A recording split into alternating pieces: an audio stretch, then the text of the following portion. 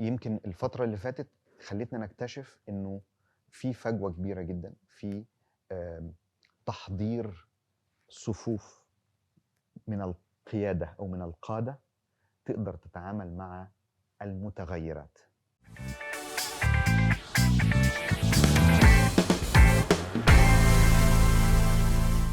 السلام عليكم ورحمة الله وبركاته. أهلا وسهلا بكم في البودكاست في موضوع القيادة، وسيكون هذا أول بودكاست في العالم العربي وفي الخليج في موضوع القيادة. معكم خالد سيف الدين عاشور، مستشار مع فرانكلين كوفي الشرق الأوسط، ويسعدني أن نلتقي في هذا اللقاء واللقاءات القادمة إن شاء الله الجميلة في هذا الموضوع.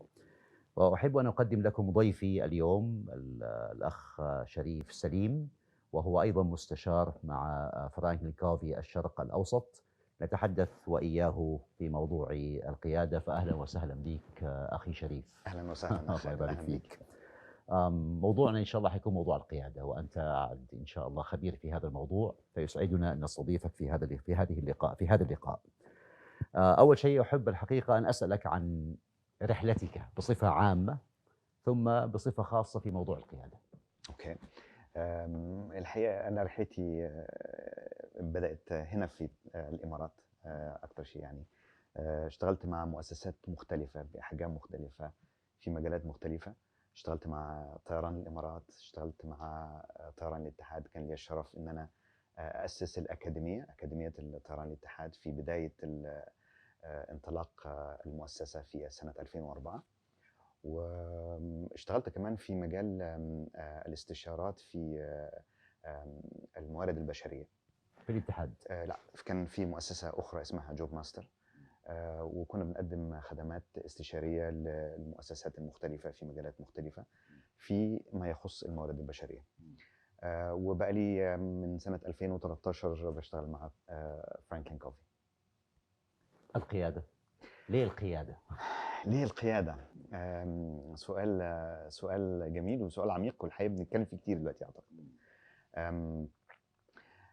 احنا يمكن لو رجعنا بالتاريخ لورا، أعتقد إنه كثير منا وكثير من القيادات في مؤسسات كثيرة سواء كانت حكومية أو خاصة توارثنا كثير من الممارسات اللي جت من أيام الثورة الصناعية، ويمكن كانت معظمها بتميل إلى الإدارة وليست القيادة. وده كمان يعني موضوع كبير جدا، موضوع شيق. الفرق ممكن بينهم يعني. والفرق بينهم كمان طبعا. فبالتالي اكتشفنا مع مرور السنوات انه نوعية الأعمال اختلفت وحيثيات السوق اختلفت.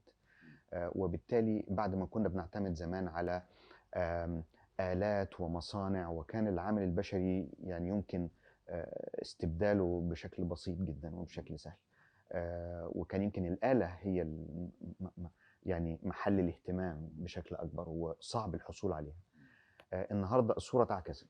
النهاردة بقى من السهل جدا الحصول على التكنولوجيا والمعلومات والآلات، ولكن بقى من الصعب الحصول على العقول. نعم.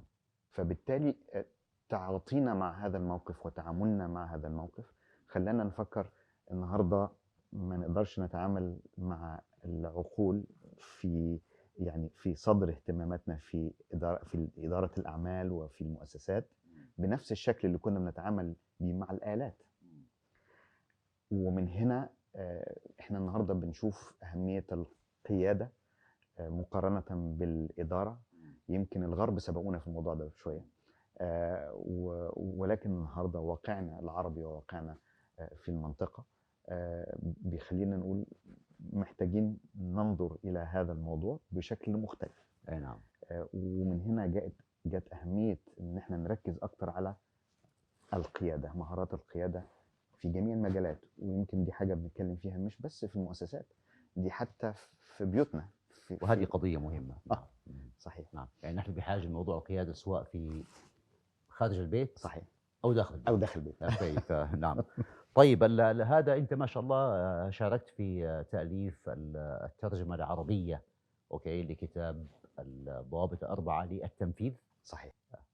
هذا اسم الكتاب. صحيح. مضبوط. أنت شاركت في تأليف ترجمة عربية. ليه اهتميت بهذا الكتاب؟ إيش معنى هذا الكتاب حبيت أن تشارك في تأليف الترجمة حقته؟ والله يمكن في سنة 2015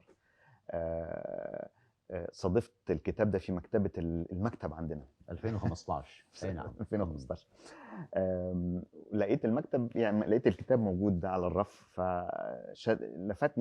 لفت انتباهي العنوان.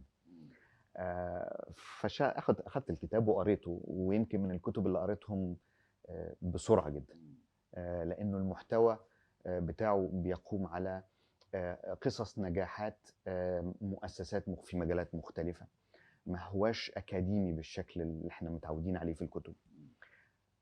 فعجبني جدا المحتوى، لأنه أنا بميل أكتر إلى هذا النوع من المحتوى، والذي يرتبط بتحقيق النتائج والتنظيم والأنظمة والبروسيس اللي بتساعدنا على تحقيق النتائج. فأنا بميل للمحتوى ده، الجانب العملي يعني. الجانب العملي. صحيح. صحيح. فقلت طيب، فسألت يا جماعة هل الكلام ده الكتاب ده بتاع فرانكلين كوفي صحيح؟ أيوه صحيح.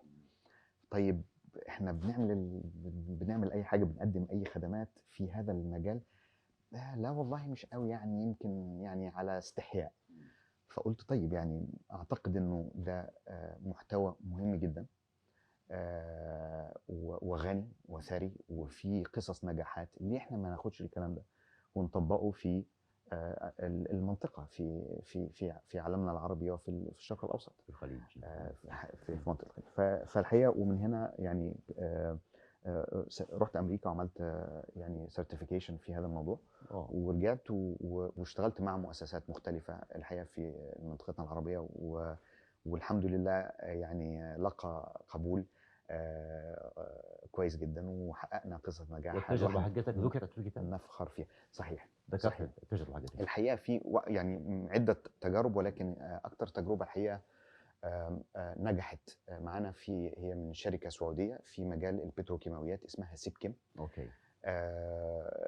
بدأنا نشتغل معها من سنة 2018، ولحد النهارده الحمد لله رحلتنا يعني بتنتقل من نجاح إلى نجاح.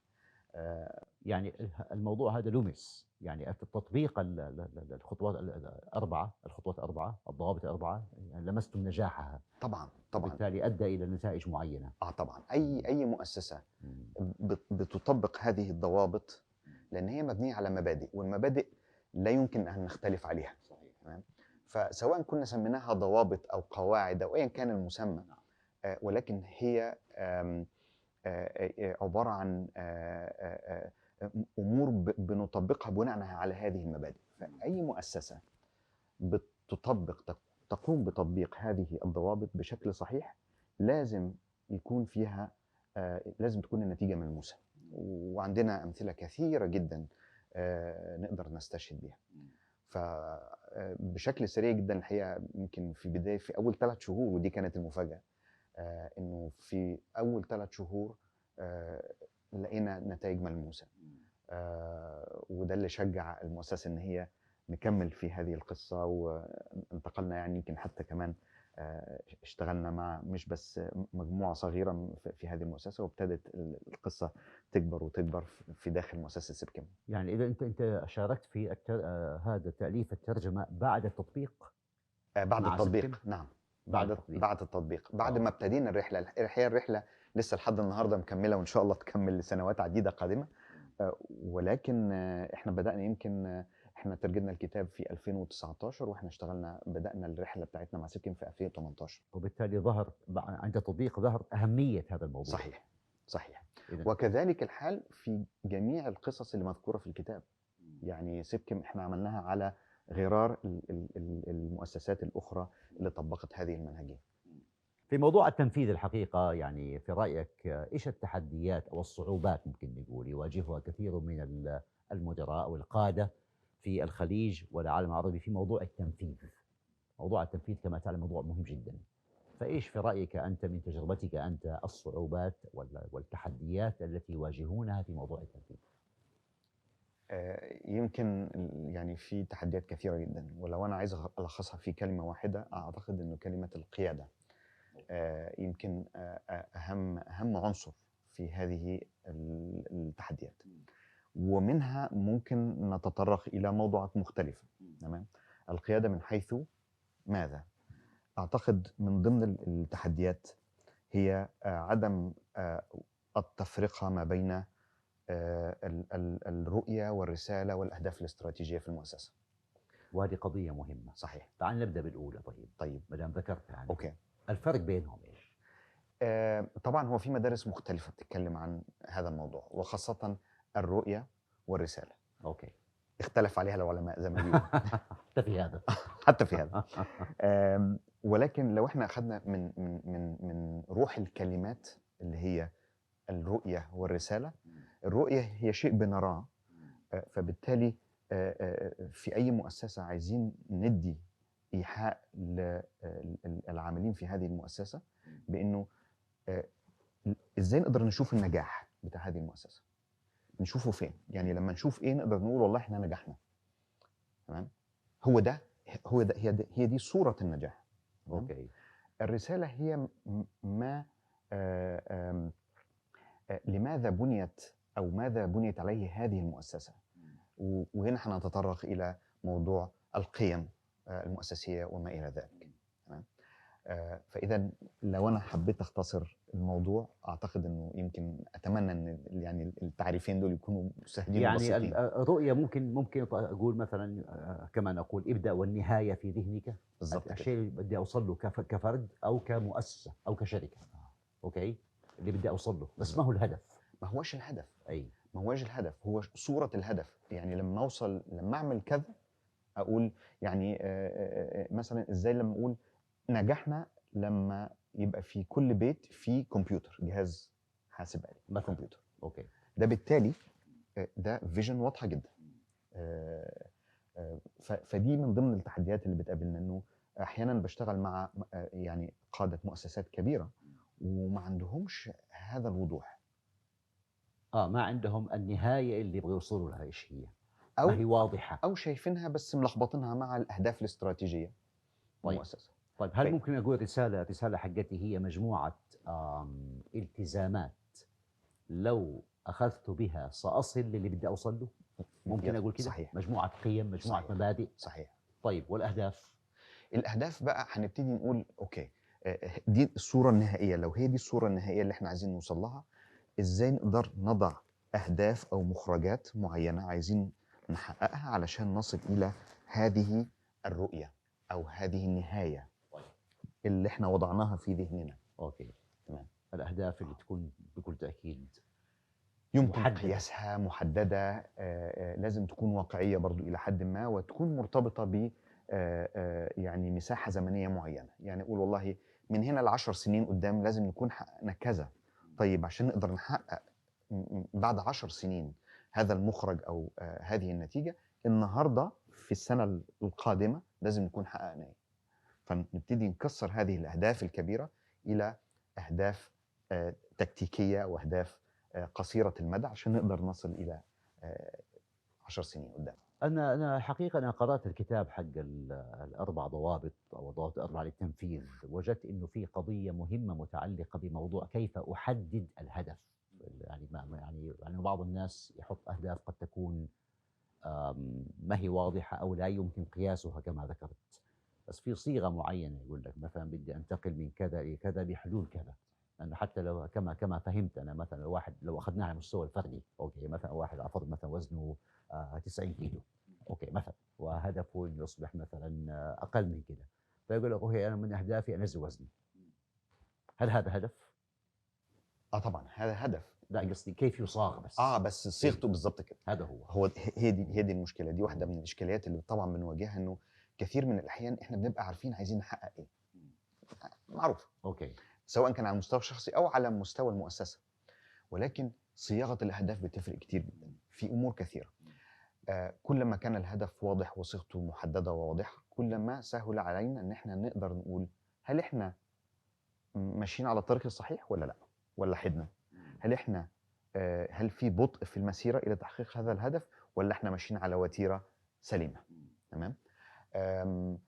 فلو قلنا ان انا عايز انزل وزني من كذا لكذا، يبقى كده موضوع محدد. انما لما اقول بس انا كده عايز اخس شويه، اي تمام، لما بقول بس عايز اخس شويه كده يبقى انا كانه حلم هذا ما التزمتش، كانه حلم. او امنيه بس.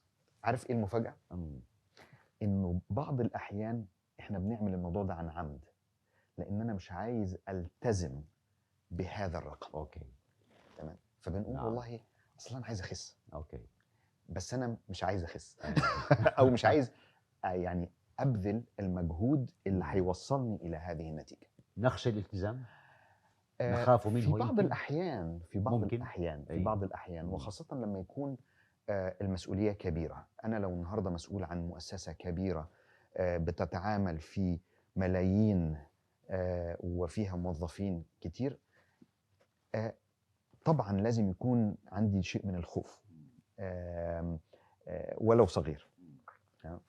في بعض الأحيان بنعمل كده عمدا حتى لو ما كناش نقصد كده، اي نعم. ولكن فهمت. كأن الالتزام قضية يعني يمكن تحملنا مسؤولية شوية ضخمة، وحتى على مستوى الأفراد، ما بالك على مستوى الشركات. بالظبط كده. طيب إذا أنت بتقول التحديات الضخمة لخصتها في موضوع القيادة، وقلت يندرج تحت هذا موضوع الفرق بين الرسالة، رؤية، رسالة، والأهداف الاستراتيجية. صحيح. إيش كمان؟ إيش في تحديات أخرى لمستها أنت؟ أوكي، تعوق أو تصعب الموضوع التنفيذي؟ واحدة من التحديات اللي بتظهر معايا كتير من الأحيان عدم القدرة على الترجمة، ولا أقصد الترجمة في اللغة اللي احنا عارفينها. أي نعم. تمام.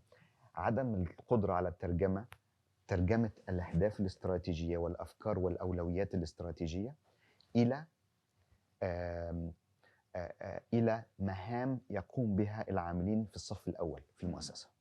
يعني أنا بيبقى عندي مثلا رئيس تنفيذي ومجموعة من القادة التنفيذيين في المؤسسة، وهم عارفين بوضوح إيه المطلوب، ولكن ما عندهمش هذه القدرة إنه يقول للعامل اللي واقف على آلة في مصنع أو واقف وراء مثلا كاونتر بيخدم عملاء، هو بالنسبة له أنا أعمل إيه علشان أحقق هذه الاستراتيجية على مستوى المؤسسة؟ ما يعرفش. فبيحصل يعني عملية فصل وعدم وجود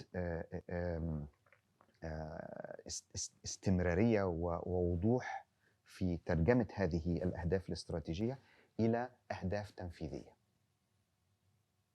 يعني عدم، يعني ممكن أقول إنه ما في تنسيق أو يعني تناسق. شركة مثلا ضخمة معينة وفيها أقسام بكل تأكيد، أوكي، في على فرض إنه في رؤية وفي رسالة، ولكن كأنه إيش نقول بالعربي they were not involved، لم يتم انخراطهم في العملية كلها، وبالتالي كل قسم شغال لحاله. هذا قصدك وإيش قصدك؟ ده تحدي آخر.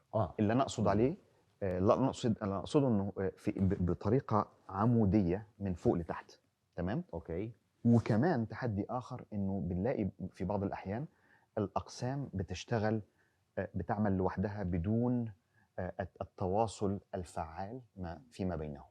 وبالعكس ده أحيانا بنشوف بعض يمكن التنافس داخل المؤسسة الواحدة، إن الأقسام بتتنافس مع بعضها، بينهم منافسة يعني يا جماعة المبيعات مش عارف كذا، طب ما جماعة التسويق كذا، وبيبقى فيه تنافس وتشاحن ما بينهم. تمام. ودي طبعا ظاهرة غير صحية بالمرة. بكل تأكيد. نعم. إذا ما في تناسق بينهم، كل واحد شغال لحاله، وبالتالي في النهاية لن يتم تحقيق الرؤية ولا الأهداف الاستراتيجية، وبيكون في هدر كبير جدا في الموارد وفي الوقت وفي الطاقات وفي الأموال. أقول لك أنا حصل معي الحقيقة موقف، ما أعرف ليش أحب أقول لك هو أوكي، وأقول حتى عندما أقدم دورات أقوله للناس.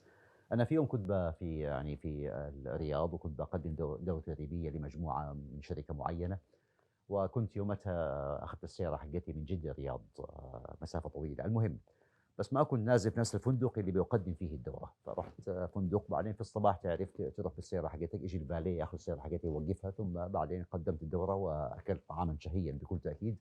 وبعد الطعام الشهي خرجت ليأتيني الفالي بالسيارة حقتي. أنا هاقول لك السؤال اللي سألني هو ويعني إذا يعني يمكنك أن تعلّق وعلى ما يدل هذا.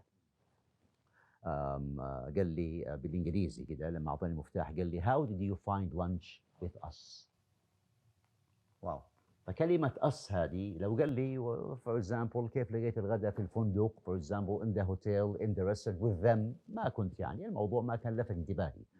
لمّا قال لي: "How did you find lunch with us؟" كيف لقيت الغدا معانا، قُلت there's something over there في شيء هنا. مضبوط؟ إيش رأيك أنت؟ طبعًا ده إن دل على شيء فإنما يدل على مستوى عالي من المشاركة اللي بنسميها بالإنجليزي engagement. نعم. how engaged قد إيه هذا الشخص اللي هو يمكن أحيان كثير من الناس بتشوف إنه عمله صغير جدًا. تمام. طبعًا ما فيش حد عمله صغير، يعني كل عنصر في منظومة له دور، المفروض يكون له دور. تمام. فبالتالي واحدة من مشاكل القيادة هي القدرة على مشاركة أو إدماج كل العناصر اللي موجودة في المؤسسة، وكل الناس تقدر عندهم القدرة إن هم يشوفوا مدى مشاركتهم في الصورة الكبيرة، عامل زي البازل. نعم. عاملة زي البازل. فهو شايف إن دوره هنا، بس مش شايف دوره لوحده، ده هو جزء من us، إحنا هو هذا. منظومة ككل. إمم. لأنه أنا جزء من هذه وأفخر أن أكون جزء من هذه المنظومة بشكل عام. أيوه، وبالتالي هو يحس بأنه جزء من المنظومة هذه وكمان العمل الذي يؤديه أوكي، سواء كان فالي إلى آخره، ولكن يصُب في النهاية في مصلحة المنظومة كلها. ولو هو عنده هذا الشعور فتخيل الالتزام بتاعه في عمله وقد ايه هو ممكن يكون يعني يتخطى حتى متطلبات العمل بتاعته ان هو يؤدي امور اضافيه. أي. تمام. وبالتالي هنا يمكن يأتي كما قلنا نرجع لموضوع القيادة، القيادة يعني يمكن تهيئ بيئة أوكي، تشعر كل من يعمل في هذه البيئة بالانتماء والولاء، وبالتالي يعطي مو فقط المطلوب منه، فوق المطلوب منه. صحيح. أوكي، وهو يشعر بسعادة يمكن بنوع من الشغف وأنه يعمل ويقدم خدمة لهذه المنظومة. صحيح. وهذه قضية مهمة جدا. بس نرجع نقول القيادة لها دورها الكبير في هذا الموضوع. القيادة يمكن أن تهيئ البيئة هذه أو يمكن بالعكس. مضبوط؟ إذا ما صحيح. كان في قائد ناجح قصدي أنا. هنشوف العكس. أوكي. طيب في قضية مهمة الحقيقة الآن، نحن طبعا بكل تأكيد الفترة الأخيرة هذه يعني عانينا كثيرا من موضوع على مستوى العالم من موضوع الجائحة كما تسمى أو كوفيد 19 أو كورونا. وهنا يأتي السؤال الحقيقة، وأنا هذا الموضوع يعني فكرت فيه كثيرا، موضوع التعامل مع المتغيرات، خاصة المتغيرات التي ليست متوقعة. يعني كورونا ما كان متوقع، يعني فجأة جاءت كورونا والشركات بكل تأكيد فجأة يعني كان عليها أن تقوم يمكن بأعمال كثيرة أو تضع خطط مختلفة أوكي لتواجه هذه الجائحة وتحسن إن صح زي القبطان اللي يواجه مثلا ظروف مناخية غير متوقعة، فيحاول هي بالإنجليزي يقولوا مانوفر أوكي كيف يدير دفة السفينة حتى يصل إلى بر الأمان. في هذا الموضوع إيش دور القيادة وإيش دور الموضوع التنفيذ أوكي لكي أتعامل مع هذا المتغير اللي هو غير متوقع. يمكن الصورة اللي انت رسمتها دلوقتي جميلة جدا، لانه انا بتكلم على سفينة وقائد للسفينة، وفي الامور الاعتيادية لما يكون الجو مناسب يمكن القائد عمله يمكن ما هواش كبير جدا، ما بيقومش بدور كبير جدا، لانه في آليات معينة هي اللي بتخلي السفينة تسير بهدوء في المحيط. نعم. ولكن أول ما العاصفة بتقوم زي ما تفضلت كل الأنظار بتتجه لمين؟ القائد. نعم. القائد. فبالتالي النهارده ده بيحط على القائد عبء إن هو لازم يتصرف. ويمكن أعتقد إن إحنا شفنا الموضوع ده طبعا زي ما تفضلت بوضوح في فترة جائحة كورونا. كثير من المؤسسات والقادة فشلوا فشل ذريع لأن هم ما كانوش متوقعين أو ما كانوش جاهزين إن هم يتعاملوا مع هذه المفاجأة. وهنا بيأتي دور القيادة، وأول حاجة بنسألها للقائد النتيجة غالبا في هذا الموقف ازاي هتقدر توصل السفينه بتاعتك الى بر الامان في ظل هذه العاصفه وكل هذه المتغيرات. يمكن من الغريب انه النهارده الواقع بتاعنا بيقول انه الثابت الوحيد في الحياه هو التغير، صح؟ نعم. احنا كنا بنشوف التغيير حاجه بتحصل كل فتره، أما ولكن الآن لا. النهارده كل يوم يمكن الوتيره بتاعت التغييرات متسارعه وموجوده. فبالتالي يمكن اول نتيجه بنطلبها من القائد، وصلنا الى بر الامان. هتوصلنا ازاي الى بر الامان؟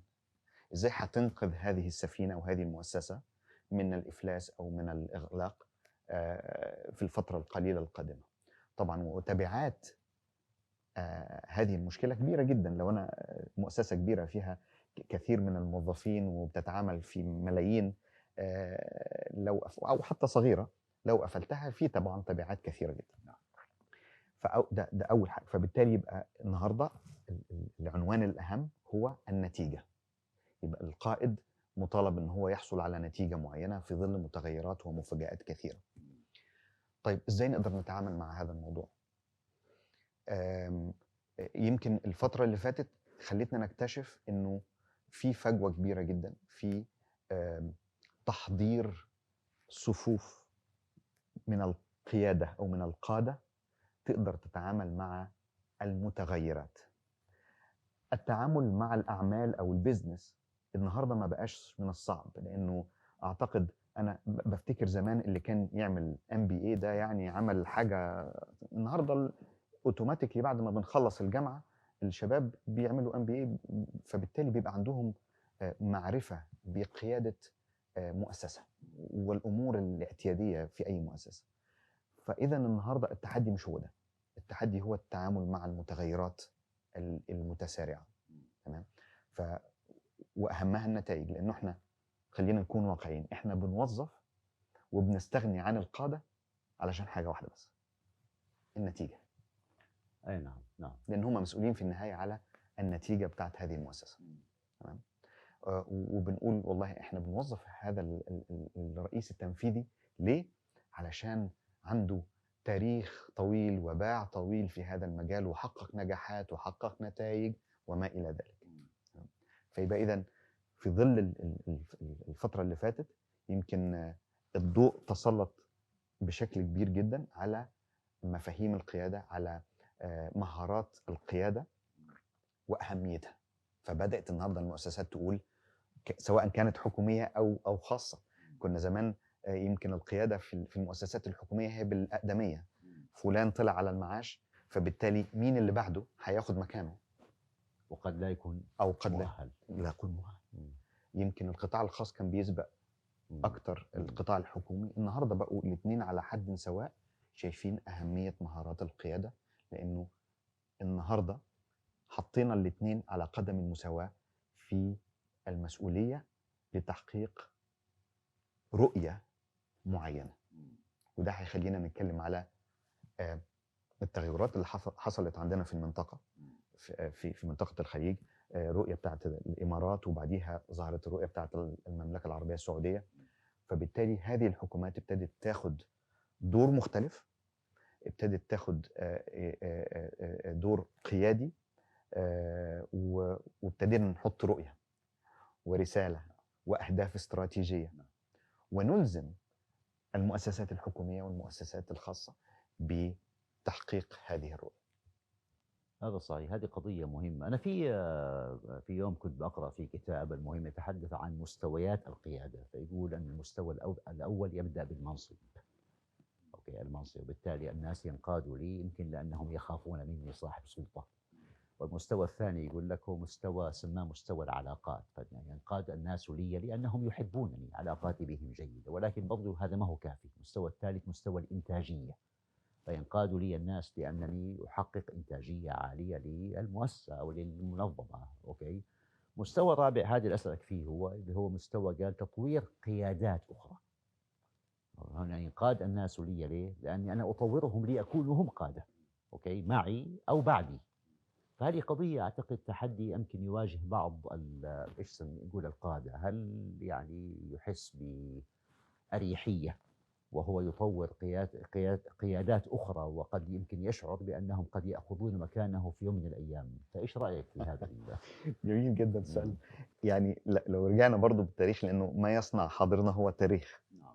لو رجعنا بالتاريخ لورا هنلاقي انه يمكن برضو النقطة اللي طرحناها من شوية، الفرق ما بين القيادة الإدارة. والإدارة. مم. وكان زمان سواء كان في المصنع أو في الهيئة الحكومية الرحلة معروفة والقضية محسومة، وإنه لما شريف يطلع معاش خالد هياخد مكانه. خلاص يعني كده الموضوع محسوم أي ومفهوم نعم. وخلاص، نعم. وعرفنا الموضوع ده نعم. وخلاص، وما بنوجعش دماغنا أي نعم. بالموضوع ده. ولكن يعني يمكن ظهور القطاع الخاص بشكل قوي جدا في في مجال الأعمال خلى يبقى في عملية تنافسية، مش في السوق ولكن كمان في داخل المؤسسة على بعض المراكز أو بعض المناصب. وده اللي خلى الناس تبتدي أحيانا تقول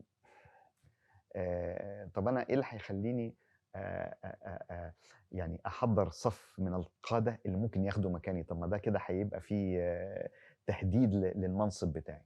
ولكن في بعض المؤسسات أنشأت أنظمة تجبر القادة في جميع المستويات إنه لن يتقدم في مجاله العملي إلا إذا قدم للمؤسسة على الأقل 2 أو 3 قادة مؤهلين إن هم ياخدوا مكانه. تمام؟ نعم. وبذلك نضمن إنه في استمرارية ولا يكون في انقطاع بشكل من الأشكال يهدد حياة المؤسسة لو هذا القائد لظرف من الظروف اختفى. نعم. اختفى. نعم. ايا كان السبب. اي صح، اختفى. نعم. تمام. فبالتالي اللي طبعا اللي اخذ المبادره في هذا الموضوع هو القطاع الخاص، شركات القطاع الخاص. والنهارده احنا بنشوف بشكل قوي جدا القطاع الحكومي كمان بينحى نفس المنحى وبيمشي على نفس الخطوات، لانه بنفس المبدا او بنفس الفكر. انا ليه افضل مستني حد لما يخلص مده خدمته ويطلع على المعاش علشان ادي فرصه لشخص ما اخر؟ القواعد اللعبه اختلفت في القطاع الحكومي النهارده، وابتدينا ناخد او نستقي بعض المفاهيم من القطاع الخاص ونطبقها في القطاع الحكومي، لانه هو ده اللي احنا عانينا منه السنوات الماضيه في تراخي الحكومه او القطاع الحكومي، وان احنا خلاص انا مطمن ان انا مش هيحصل لي حاجه ال 15 سنه اللي جايين. فبالتالي ده بيؤثر على الاداء بتاع المؤسسه اللي انا بشتغل فيها. الان تبدل الحال. أي. الحمد لله. اي هذا شيء جيد الحقيقه. بعدين اعتقد لو واحد مثلا، لو انا مثلا كنت قائد، على فرض كنت قائد في مكان ما، اوكي، في شركه او في منظومه معينه، وطورت غيري، تطويري للاخرين بيطورني انا كذلك. وبالتالي اعتقد، يبدو لي، بقول يعني انت اعرف مني، يبدو لي انه لما انا اطور مثلا 4 5 ليكونوا قاده، تطويري لهم يطورني، طيب، ويخفف عني المسؤوليه، اوكي، واعتقد انه ما حيشعر المنظومه التي اعمل فيها انهم حيستغنوا عني، لانه اصبحت يمكن بتطويري لهم انا تطورت، فيمكن يحسوا لسه بالحاجه لي، ولا ايش؟ والله هو يعني اول حاجه نسبيا نقول. نسبيا طبعا هو ده اعتقد ان هو يحتاج تغير في المفهوم. يعني لازم انا اشوف او المنظور بتاعي يختلف، ولازم يعني اطور من شخصيتي ومن من طريقه نظرتي للامور علشان اقدر اشوفه بطريقه مختلفه زي دي. صحيح. موضوع المنظور اذا يبقى انا مهمه منظور جدا. نعم. يبقى انا في داخلي لازم اشوف الموضوع ده بطريقه مختلفه. تمام. لانه ده بيرتبط ب مستوى النضج بتاعي كقائد. تمام. وان انا ما احسش بالتهديد من هذا الموضوع. نعم. تمام. هذه قضيه دي مهمة اول جداً. حاجه. نعم.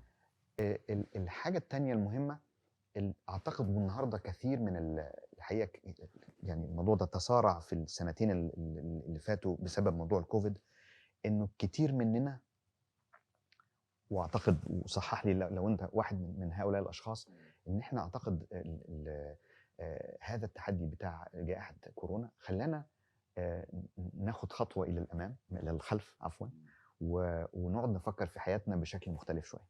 هذا صحيح. وما هي اولوياتنا في الحياه؟ صحيح. وايه ايه الاهم من الامور الاخرى؟ يمكن احنا كنا في زحمه الحياه وتسارع الاحداث، الدوامة والزوبعة. الدوامه والزوبعه بالظبط كده. نعم.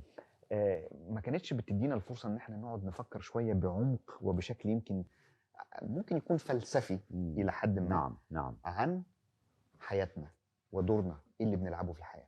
فلو احنا اخذنا الكلام ده الى القاده في المؤسسات، انا دوري ايه كقائد في مؤسسه، ودوري ايه تجاه الاخرين اللي بيشتغلوا معايا او الصف الثاني، ودوري ايه في تطويرهم وتجهيزهم الى ان ياخذوا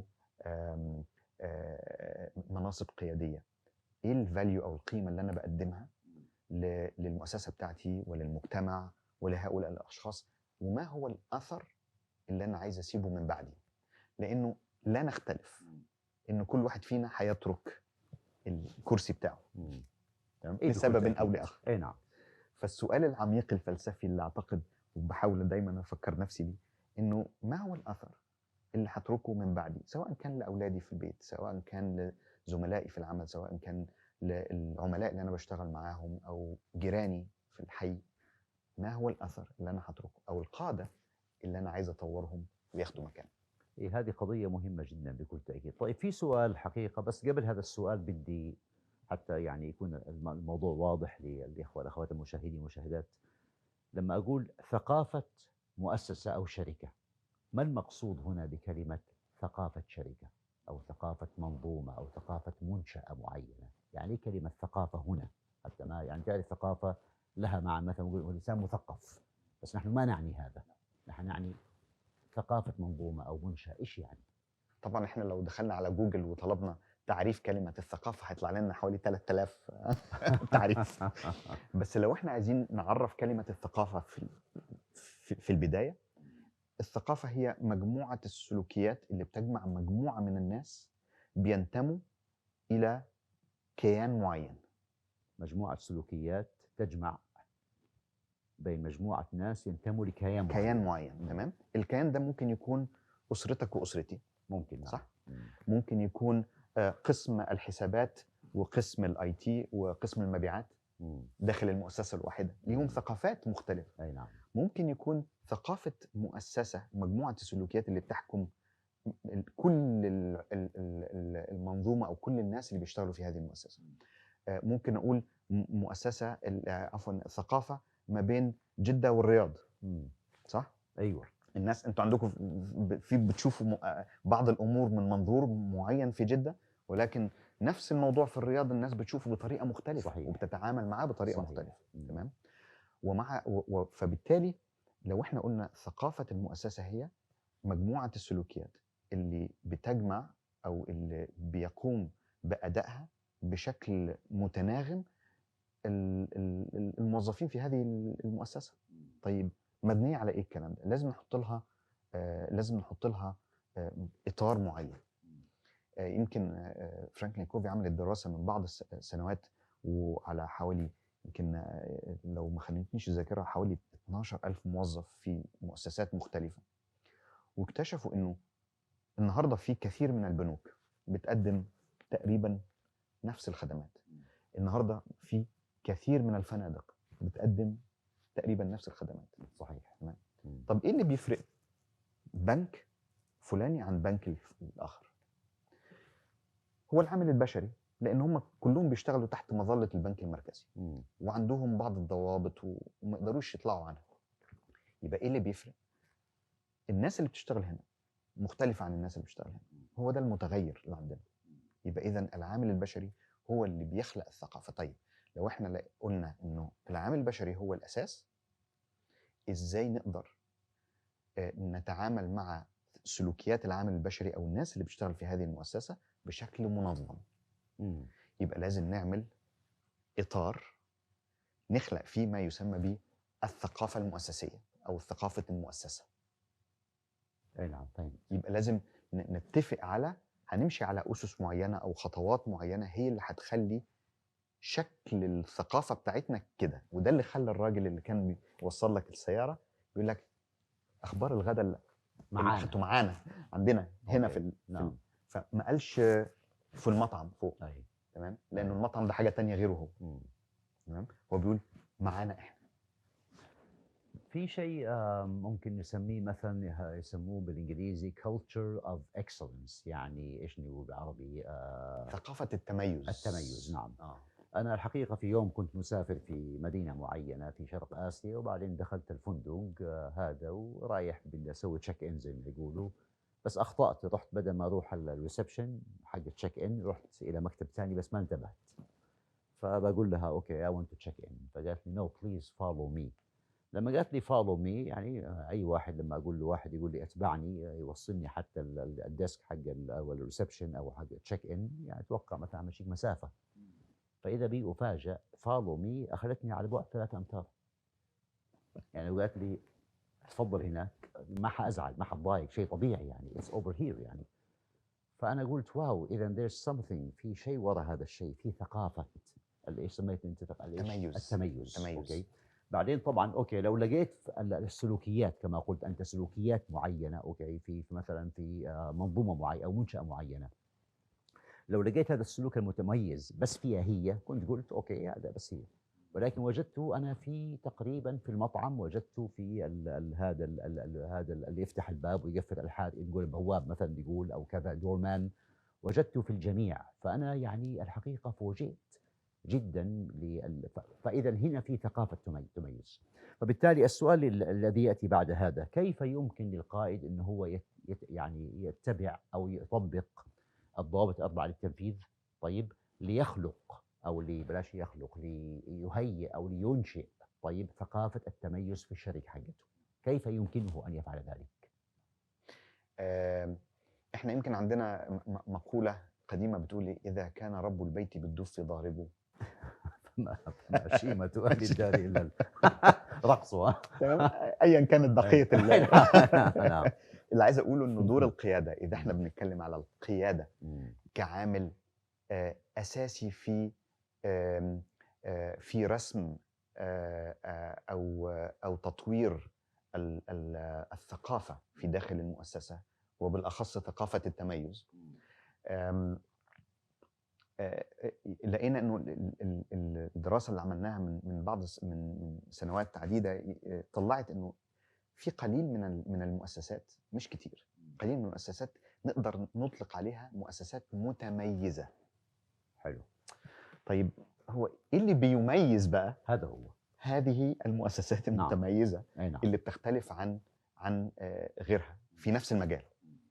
لقينا انه في 4 مخرجات بتتكرر، شفناها بتحصل كل مرة مع هذه المؤسسات. ايه هي هذه ال4 مخرجات؟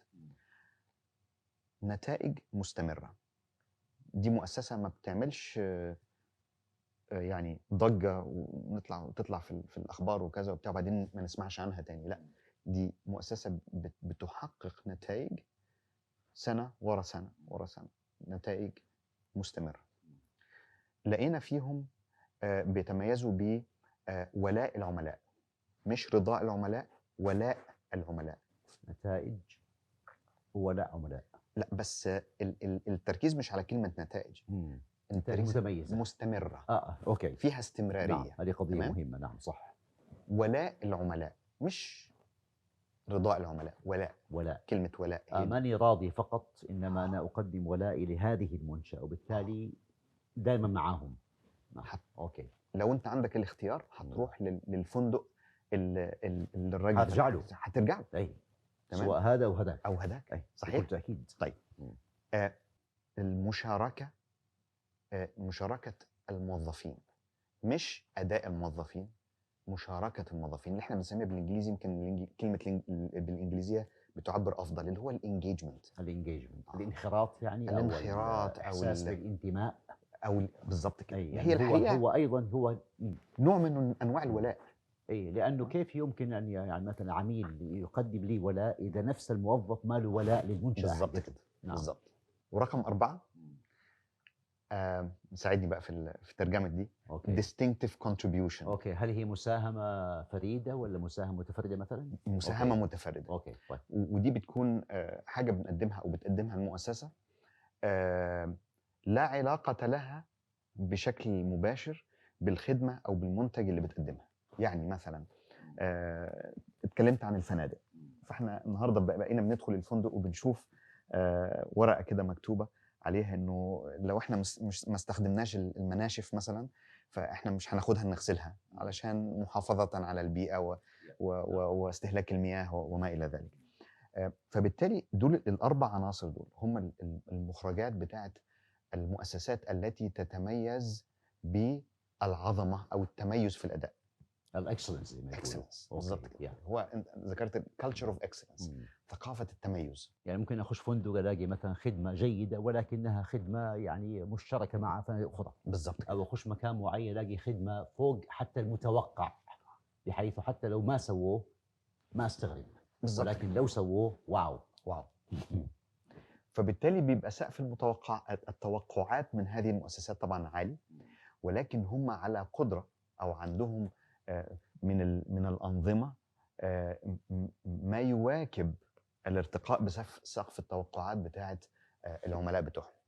طيب هنقول ما دور القيادة في ذلك؟ طبعا ده هيرجع إلى النقطة اللي اتكلمنا عليها فيما يخص الثقافة، ثقافة المنشأة أو المؤسسة، وإيه اللي يفرق فندق عن التاني أو بنك عن التاني.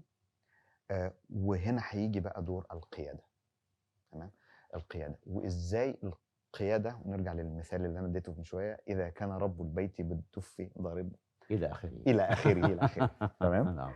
فهنقول إنه ودي يمكن واحدة من التحديات اللي أنا بقابلها في عملي النهاردة. إذا كانت قيادة المؤسسة عندها التزام شخصي، يعني حضرتك كمدير تنفيذي أو رئيس تنفيذي لهذه المؤسسة، أنت شخصيا في حياتك تطمح أو دايما بتطمح إلى تحقيق التميز في كل شيء في حياتك. فبالتالي هنلاقي الكلام ده بنشوفه في البيت عندك، بنشوفه في أدائك في المؤسسة. وهو ده اللي بيخلي يمكن دور القيادة مهم جدا في تطبيق منهجية الضوابط الأربعة للتنفيذ. الاستراتيجية ما أعتقدش إن فيها مشاكل الحقيقة. 80% تقريبا من الاستراتيجيات بتفشل في مرحلة التنفيذ. إذا نرجع موضوع التنفيذ هي صحيح. القضية الأساسية والأهم. أوكي. يمكن الكاتب المشهور رام شران كتب عدة كتب وهو استشاري معروف جدا. نعم صحيح. قال حاجة مهمة جدا، قال المؤسسات لا تفتقد إلى عقول تطور الاستراتيجيات. مش هي دي القضية، مش هي دي المشكلة. بالعكس، احنا عندنا عقول عظيمة جدا تقدر، عندها القدرة ان هي تطور استراتيجيات عظيمة. طيب الفشل بيحصل فين؟ في هذه ترجمة الاستراتيجية إلى واقع. عملية التنفيذ والواقع. نعم. الواقع في ظل المتغيرات المتسارعة اللي احنا اتكلمنا عليها من شوية، اللي هي واقع في حياتنا. تمام؟ فإذا الحقيقة يمكن من ضمن الحاجات اللي عجبتني جدا وشدتني جدا في هذه المنهجية في البداية لما قرأت الكتاب، إنه هناك مدارس مختلفة في التنفيذ. تمام؟ أو متخصصة في مجال تنفيذ الاستراتيجيات. لما قعدت قلت طيب ماذا يميز هذه المنهجية عن غيرها؟ لقيت إنه المنهجيات بتنقسم إلى مجموعتين. مجموعة أكاديمية، ودي الحاجات اللي احنا بندرسها في الجامعة لما نيجي نعمل MBA ونعمل PhD وكده. بندرس الاستراتيجية وبندرس غالبا نظرية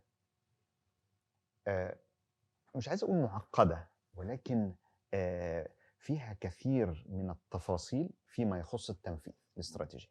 طيب على النقيض من ذلك في منهجية بسيطة جدا بنستخدمها، ويمكن كلنا بنستخدمها كل يوم حتى لو ما اديناهاش نفس المسمى، هي إدارة المشاريع.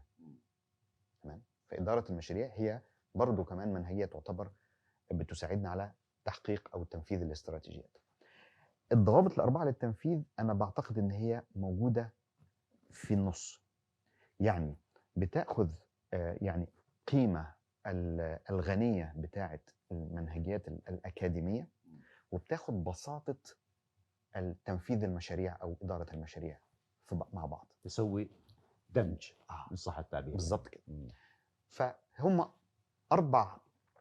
هنقول 4 ضوابط أو 4 ممارسات، ممكن نسميهم زي ما احنا عايزين، ولكن هي تقوم على 4 مبادئ، والمبادئ لا تتغير، فاحنا ممكن نسميها أي حاجة، بس المهم المبادئ دول لازم نقدر ننفذهم ونحققهم. أول مبدأ هو مبدأ التركيز. إن بعد ما نحط الاستراتيجية، نضع الاستراتيجية، نقول إزاي نقدر نركز على ما يجب الحصول عليه أو ما يجب الفوز به في العام القادم. تمام؟ يبقى أنا بتكلم شورت تيرم. لو أنا عندي استراتيجية بعيدة المدى، عن مثلا 10 سنين قدام و5 سنين قدام، النهارده إيه اللي لازم نحققه في السنة القادمة؟ يبقى أول حاجة لازم نقول التركيز، ودي أنا بواجه فيها يعني صعوبة كبيرة جدا في التعامل مع القادة، لأنه لما بنيجي نشتغل مع القادة في أي مؤسسة، عايز يعمل كل حاجة، عنده فجوات كثيرة عايز يسدها، عنده أهداف كثيرة وطموحات كثيرة عايز يحققها. فإذا أول حاجة يكون عنده القدرة أو الانضباط، إن هو يقول أوكي، إحنا عايزين نحقق 15 حاجة أو 15 هدف استراتيجي، بس إيه منهم الاثنين أو الثلاثة اللي يجب أن يحققوا بتميز السنة دي، بحيث لو تم تحقيقهم حيحدث فرقا كبيرا. بالظبط اوكي، في المنظومه كلها، في النتيجه اللي احنا أو في عايزين المنشأة. بالظبط نعم. كده. طيب نمره 1. نمره 2، اذا احنا عرفنا ماذا نريد تحقيقه، السؤال الثاني كيف. وهذه قضيه مهمه جدا. بعد ماذا بالظبط. اوكي، كيف. فبالتالي هنيجي نقول طيب كيف نحقق هذا الهدف بتميز. احنا ما بنطمحش الى ان نحقق فقط الهدف زينا زي الباقيين، لا، احنا عايزين نتميز فيما نقوم به. طيب ايه اللي هيخلينا مختلفين عن الاخرين؟ هنا بنطبق مبدأ الرافعة. يعني ايه مبدأ الرافعة؟ احنا درسنا زمان في الفيزياء ازاي اقدر ابذل جهد قليل لتحريك جسم ثقيل باستخدام ما نسميه بالرافعة. فازاي اقدر احرك الرافعة بشكل لحد لما يبقى في مكان معين ببذل فيه جهد قليل يقوم يحرك لي هذا الحمل هنا الثقيل. قضيه ما هي اصبحت قضيه، ما هي قضيه بذل جهد، ولكن قضيه كيف وبذكاء. أي. يعني احنا يمكن بالانجليزي بنقول how to work smarter rather than harder. ازاي اقدر اشتغل بذكاء وليس بعناء. صحيح. واحنا كتير من الاحيان بنشتغل بعناء وبنتعب كتير وما احقق من الاهداف، والعائد على الاستثمار في هذا الجهد قليل. صحيح. تمام. يبقى اذا التركيز، مبدأ الرافعة، ازاي اقدر اشتغل بذكاء وليس بعناء، ازاي اقدر احقق مشاركة الموظفين بان انا ادي لهم مفتاح. هنا بقى بنسميها ما اعرفش بالانجليزي الامباورمنت، التفويض مثلا، التمكين. ازاي اقدر امكن الموظفين ان هم يديروا الاداء بتاعهم هم. اوكي. مش انا المدير اللي ادير الاداء بتاعهم. تصبح يعني القضيه هم مسؤولين، كيف اقوم بهذا. بالظبط. اوكي. واحنا اتعلمنا انه لما بندي حد مسؤوليه معينه غالبا ما بيموت نفسه علشان يكون على قدر هذه المسؤوليه. فانا لو غيرت المفهوم بتاعي كقائد وقلت انا مش هعمل كنترول على الموظفين بتوعي، انا هدي لهم مسؤوليه اداء، قياده او اداره اداء بتاعهم هم، على اسس هم اللي يحددوها. يعني معايا، يعني انا هساعدهم ان هم نحط مع بعض لوحه انجاز ونقول ده اللي المتوقع تنفيذه، احنا ماشيين ازاي، وهل احنا هنصل الى النتيجه اللي احنا عايزين نوصلها ولا لا. طيب ازاي بقى نجمع الثلاثه دول في آلية معينة؟ هنقول لازم يبقى عندنا وتيرة معينة للمتابعة والمساءلة. يعني كل أسبوع مثلا نقعد مع بعض نبص على لوحة الإنجاز اللي احنا عملناها ونقول هل احنا ماشيين صحيح على الطريق اللي احنا رسمناه لأنفسنا؟ هل في متغيرات طرأت علينا خلتنا نحيد عن هذا المسار، نتأخر مثلا شوية في الأداء؟ طيب نقدر نعمل إيه بسرعة عشان نلحق نقفل هذه الفجوة؟ فبالتالي اللي أنا شفته حقيقة، وخاصة في السنتين اللي فاتوا مع أزمة الكورونا، إنه تطبيق المنهجية بتاعة الضوابط الأربعة، لأن هي بتخلينا بشكل سريع نعمل عملية استكشاف للفجوات اللي ممكن تحصل في الأداء وإحنا بنتقدم في هذه المسيرة، وتساعدنا كمان على إن إحنا إزاي ناخد من آراء الفريق العمل بطريقة إحنا يمكن مش كتير متعودين عليها، هي طريقة الكوتشنج أو التوجيه. تمام؟ إزاي نقدر نخليهم هم اللي يطلعوا بأفكار وبحلول، مش دايما الحل جاي من عندي أنا كمدير. نعم صحيح. فب- أشركهم في هذا بالظبط الموضوع. كده. هم فبالتالي جزء من المنظومة. متخيل الالتزام بتاعهم في هذه الحلول يكون أعلى. أعلى بكثير. نعم تمام؟ صحيح. فلو احنا قدرنا نطبق هذه المنهجية بحذافيرها زي ما شرحت في الكتاب، شفنا طبعا نجاحات عظيمة جدا. وأنا بقول بقى بعض ال الأمور اللي خرجت بعيدا عن هذه المنهجية، اللي هي السايد افكتس أو بعض آثار جانبية. آثار جانبية كده طلعت واحنا بنشتغل كثير من الأحيان، إنه القادة بييجوا يقولوا لنا شكرا، مش شكرا على الأداء وتحقيق النتائج، شكرا لأن أنتم اديتوني فرصة من خلال هذه المنهجية إن أنا أطور من أدائي كقائد، لأنها بتدي فرصة للقائد إن هو يركز في اللي يستاهل إنه يركز فيه، ولا يتشتت بكل الأمور اللي بتحصل في زوبعة اليوم اللي هي بيبقى فيها يعني كثير من الأمور المتناقضة اللي بتبحث عن الوقت والمجهود بتاعه وبيتخانقوا عليه، وكلهم عايزين ياخدوا المجهود والوقت بتاعه. يبقى شكرا لأن أنتم اديتوني فرصة إن أنا أشتغل بطريقة منظمة، شكرا ان اديتوني فرصه اعرف ازاي اشارك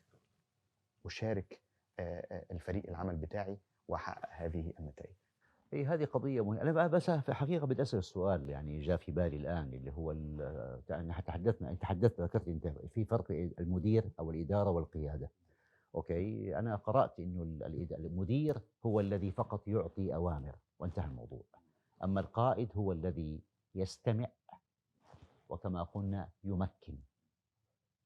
ايش رايك؟ كلام صحيح 100%، وانا اتفق معك حقيقه 100%. وده يرجع الى الممارسات اللي احنا توارثناها او نعرفها من ايام الثوره الصناعيه، وقت ما كانت الآلة هي محط الاهتمام او مركز الاهتمام، وليس الانسان. بالتالي والنهارده الصوره انعكست تماما. فاذا كان الانسان، انا يمكن بيحضرني فيلم قديم ابيض واسود بتاع تشارلي شابلن. يعني ايوه بالظبط كده.